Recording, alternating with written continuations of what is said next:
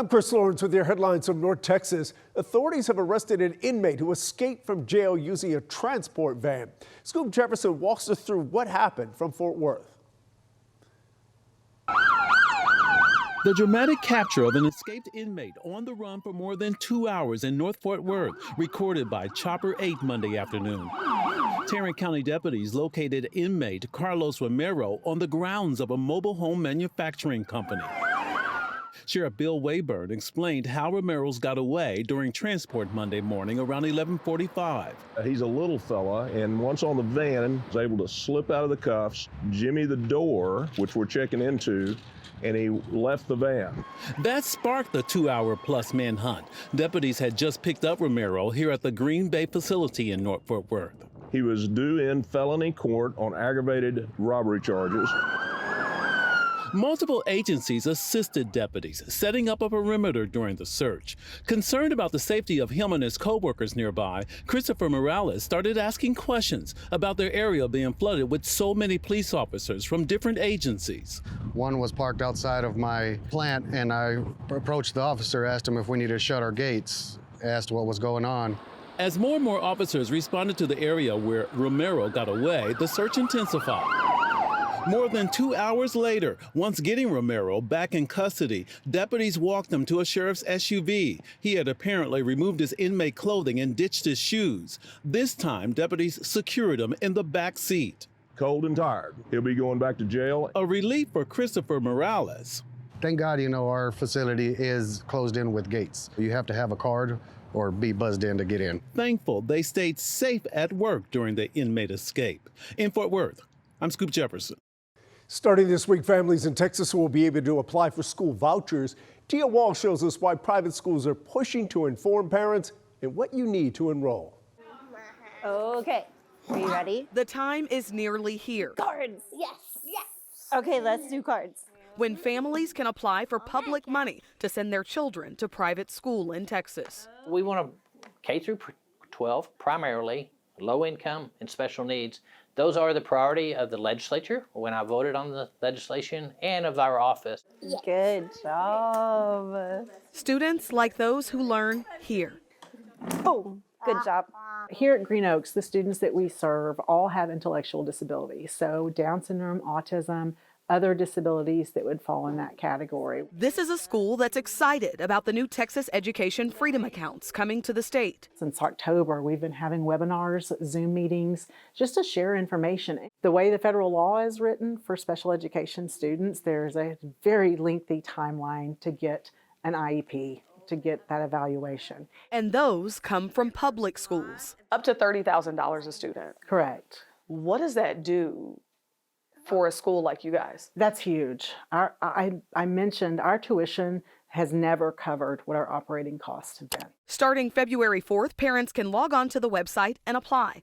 If accepted, those funds can go toward one of the more than 1,500 private schools already enrolled in the program. Weidman is optimistic it'll be a success.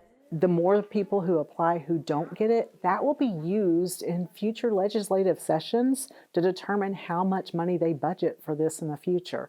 So I'm telling everyone, if you're interested in the program, apply for it. In Arlington, I'm Dia Wall. One of the fastest growing cities in Dallas County is building a new municipal complex, but some neighbors tell us it could negatively affect a park. Tiffany Liu has more on the development in Rowlett and the pushback against it.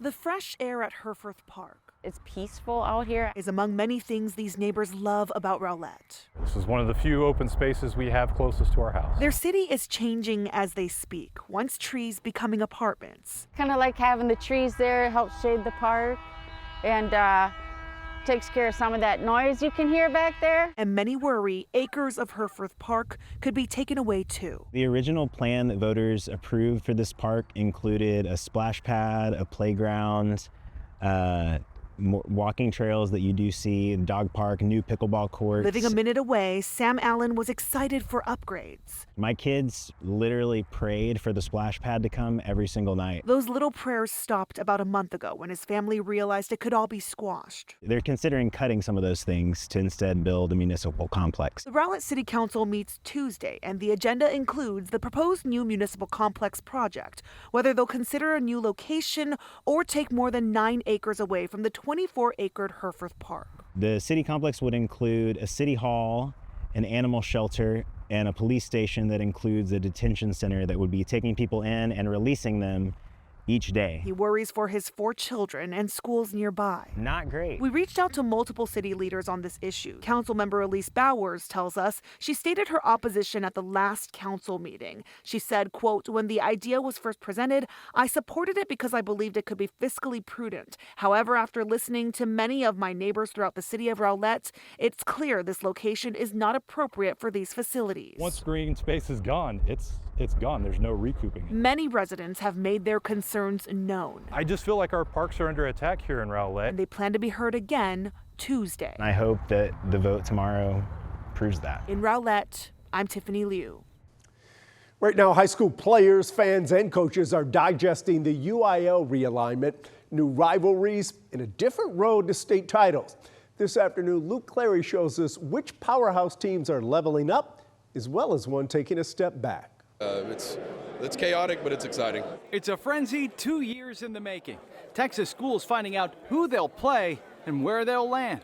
Football coaches packed the Birdville Fine Arts Complex, scrambling to build schedules before the dust even settles. You're never ready for what's going to show up on the board. I'm probably more confused right now than I was when I came here. This is the biennial UIL realignment, reshaping every Texas public high school sport from basketball to volleyball and, of course, football. I tossed and turned last night because I'm not used to it, but it's going to be very different for us. DeSoto head coach Claude Mathis is leading a program used to life at the top into unfamiliar territory. DeSoto has long been a powerhouse in 6A football, the reigning champions after all. But the next time the Eagles take the field here, they will play as a 5A team, in line with declining enrollment numbers. Other teams moving the other direction, 5A Aledo to 6A, 4A Salina to 5A. And Frisco Wakeland makes history, the first Frisco ISD school to reach 6A. You're always a little apprehensive about moving up to the highest level that the state has to offer, but at the same time, there's a little bit of excitement there. New districts. Good teams in every district. It's going to be a challenge. New challenges. You don't want it easy. You don't want it easy. Let's play the best. Let's go get it. But for everyone, the countdown to Friday Night Lights starts now. In North Richland Hills, I'm Luke Clary. Gotta love that competitive spirit. And those are your headlines from North Texas.